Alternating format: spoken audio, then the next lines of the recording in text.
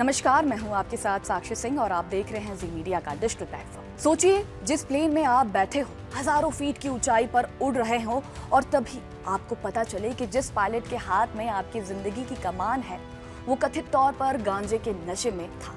आप डर जाएंगे, सहम जाएंगे और बस एक ही सवाल आपके मन में आएगा, अब क्या होगा। ऐसा ही एक बेहद चौंकाने वाला मामला सामने आया है। फुकेट से दिल्ली आ रही एयर इंडिया की फ्लाइट से जहां उड़ान के दौरान विमान अचानक करीब 300 फीट नीचे गिर गया और कई यात्री घायल हो गए। लेकिन इस घटना के बाद जो खुलासा हुआ, उसने पूरे एविएशन सिस्टम को सवालों के घेरे में लाकर खड़ा कर दिया, क्योंकि सूत्रों के मुताबिक फ्लाइट के मुख्य पायलट का दूसरा डोप टेस्ट भी पॉजिटिव आया है और रिपोर्ट्स में गांजा यानी मारिजुआना सेवन की पुष्टि होने की बात सामने आई है। अब सवाल सिर्फ 300 फीट के उस खतरनाक ड्रॉप का नहीं है, सवाल ये है कि उस वक्त कॉकपिट में आखिर हो क्या रहा था। दरअसल मामला 4 अगस्त का है। फुकेट से दिल्ली आ रही एयर इंडिया की फ्लाइट AI 2379 क्रूज के दौरान अचानक करीब 300 फीट नीचे आ गई। विमान में कुल 137 यात्री सवार थे, जिनमें 3 बच्चे भी शामिल थे। इसके अलावा 8 क्रू सदस्य भी विमान में मौजूद थे। अचानक विमान के ऊंचाई खोने से यात्रियों में अफरा तफरी मच गई। कई यात्री और क्रू सदस्य घायल भी हुए। हालांकि कुछ ही देर में विमान को नियंत्रित कर लिया गया और दिल्ली में इसकी सुरक्षित लैंडिंग कराई गई। लेकिन असली कहानी विमान की लैंडिंग के बाद शुरू हुई। घटना के बाद तय प्रोटोकॉल के तहत दोनों पायलटों का साइको एक्टिव सब्सटेंस यानी डोप टेस्ट कराया गया। सूत्रों के मुताबिक शुरुआती स्क्रीनिंग में मुख्य पायलट का सैंपल पॉजिटिव पाया गया।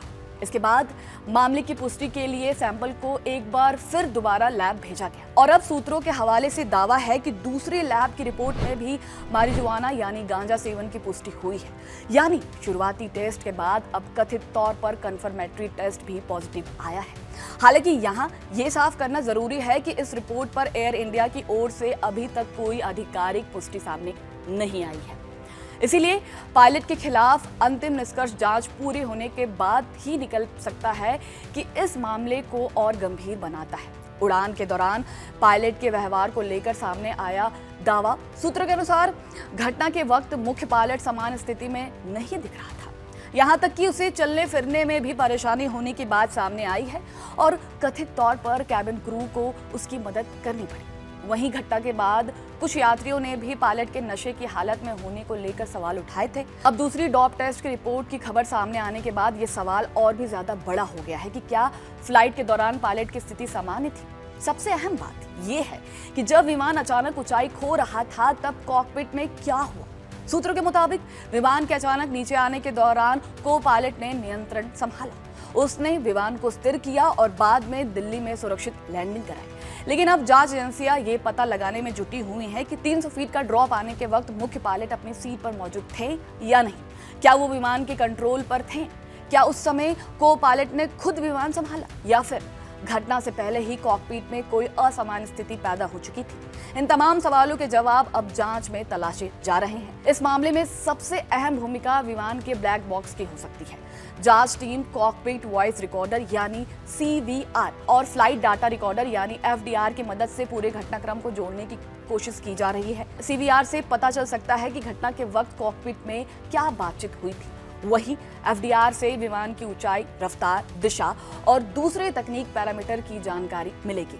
इन दोनों रिकॉर्ड्स के डेटा से जांच एजेंसियां ये पता लगाने की कोशिश करेंगी कि विमान अचानक 300 फीट नीचे क्यों आया और उस वक्त कॉकपिट में किसने क्या कार्रवाई की। ये मामला एयर इंडिया के लिए इसलिए भी बेहद गंभीर है क्योंकि जून 2025 में अहमदाबाद विमान हादसे के बाद एयरलाइन की सुरक्षा व्यवस्था और ऑपरेशनल सिस्टम पहले से ही सवालों के घेरे में रहे। कई यात्रियों का घायल होना और उसके बाद मुख्य पायलट के डोप टेस्ट की कथित तौर पर दूसरी बार पॉजिटिव रिपोर्ट, इन सब ने कॉकपिट क्रू की फिटनेस और नशे की निगरानी से जुड़े सुरक्षा नियमों पर फिर से बहस छेड़ दी है। फिलहाल सबसे बड़ा सवाल यही है कि क्या पायलट की कथित स्थिति और विमान के अचानक 300 फीट नीचे आने के बीच कोई कनेक्शन था? क्या कॉकपिट उस वक्त पायलट पूरी तरह फिट थे? और सबसे अहम, अगर को पायलट ने समय रहते कमान नहीं संभाली होती तो क्या होता? इन सवालों के जवाब अब black box data, dope test report और जांच के दूसरे सबूतों में सामने आएंगे। अगर आपको वीडियो पसंद आई हो तो इसे लाइक जरूर करें और हमारे चैनल को सब्सक्राइब करना ना भूलें।